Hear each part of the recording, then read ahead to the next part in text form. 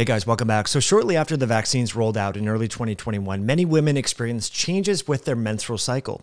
Of course, the mainstream media and various pundits at the time deemed these women crazy, creating these unsubstantiated or unfounded associations with the COVID mRNA vaccines and menstrual changes. Now, here we have, almost 18 months later, we have data showing that, in fact, these women that were reporting menstrual changes were not, in fact, crazy. About 41% of women who receive an mRNA vaccine against SARS-CoV-2, COVID-19, actually experience changes within their menstrual cycle. So what we're going to talk about today, friends, is the research, because the mainstream media, the politicians, the public health officials, again, said there's no association, trust us, follow the science. These people are crazy. They're making these extreme associations that aren't substantiated. And now we have the literature. In fact, here's a story from the Washington Post, arguably one of the most fear-mongering based news outlet of all, next to New York Times. And they are acknowledging in October of 2022 that, well, these women that we called crazy for the better part of 2 years, they were right. There's actually a scientifically observed observation and an association in the post-immunization window with menstrual cycle changes. So let me share with you data and statistics. I know a lot of us like to follow the science, so let's follow the science. In a Norwegian cross-sectional survey involving over 5,756 women recruited via random sampling, around 39 to 41% of women experienced some sort of post-vaccination menstrual change. Symptoms included heavier bleeding, longer as well as shorter than usual cycles, unexpected breakthrough bleeding in those using contraceptives, and dysmenorrhea. Such symptoms were experienced more frequently following the second dose. Now, there's multiple observational studies and reports that have been conducted in the literature. I'm not going to read every single one of these with you, but we'll share in the show notes links that helped me curate this information so that you can do further reading if you would like to. But what I am curious to know is mechanistically why this would be. Why mechanistically would there be a higher co-occurrence or association of post-immunization menstrual cycle changes in women compared to the actual infection itself? Because as I'm about to share with you, the rate of menstrual changes in women after a COVID-19 infection, if they're unvaccinated, is about 15 to 20%. So it's the incidence or the prevalence is about twofold higher after the vaccination compared to the infection itself. So it leads me to wonder why. Mechanistically, what is going on here? And I want to share with you. It is well known that the hypothalamic pituitary ovarian axis, which regulates the timing and length of the menstrual cycle, can be affected by various biological and environmental stressors. When compared to the vaccinated group, the unvaccinated control group experienced no alterations in the menstrual cycle during the pandemic.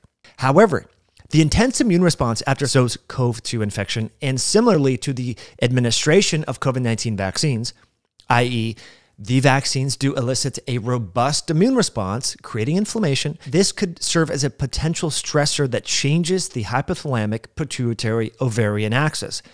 The particular antigen which causes this immune response is debatable. Both COVID-19 related spike protein and adjuvants used in the vaccines have been considered as possible culprits of inflammation. Okay. COVID-19 related spike protein is found on the surface of SARS-CoV-2 virus and is the main protein that mediates the post-vaccination immune response.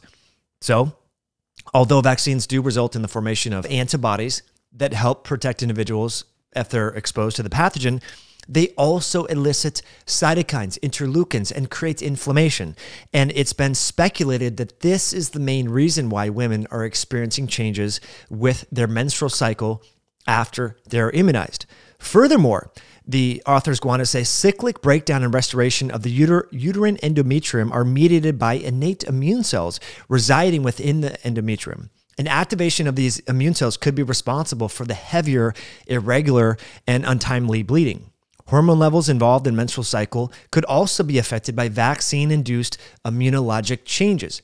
So for example, when women get sick, their menstrual cycle changes. When they have trauma and maybe get in a car accident or experience life stressors, the hormones linked with those stressors change the menstrual cycle. So the immune-mediated shifts after the immunization could be at play with impacting the hormones, which means that, my friends, this immunization is eliciting a powerful inflammatory response in the body. And I think hitherto has not been fully recognized. I think people just think, oh, well, you're making these spike proteins and your immune system recognizes it, and that's all there is to worry about. There's no big deal. Well, what if these spike proteins are quite pro-inflammatory?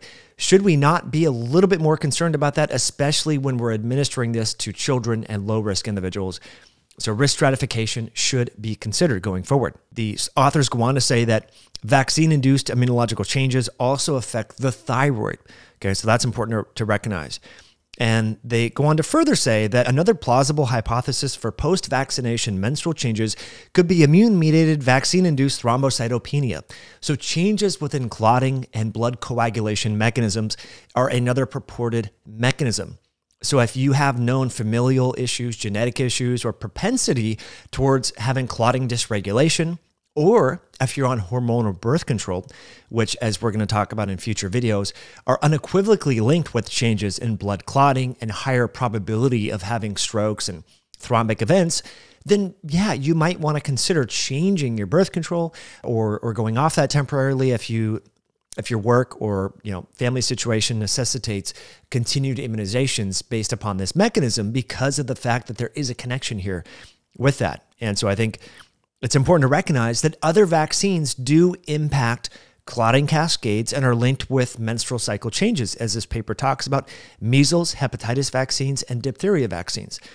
So the point herein, my friends, is many women were told they're crazy, they're spreading disinformation, they're not following the science, they're trying to kill grandma, by even suggesting that their menstrual cycle has changed in the post-immunization window.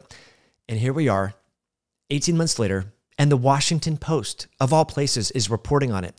We have multiple observational studies and multiple case histories and so forth in the academic literature from scientists who are reporting on this. So the thing that you need to understand, my friends, is anecdotes lead to case studies. Case studies lead to observational epidemiological studies.